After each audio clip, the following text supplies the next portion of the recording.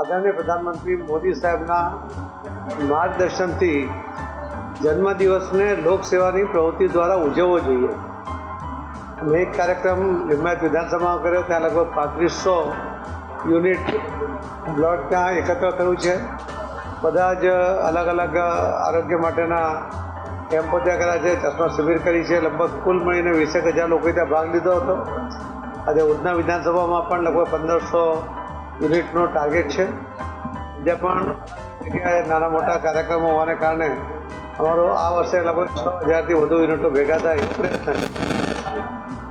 આ લોકસેવાની પ્રવૃત્તિને જન્મદિવસ સાથે જોડવા એટલા માટે કરીએ છીએ કે એનાથી લોકોને ફાયદો થાય.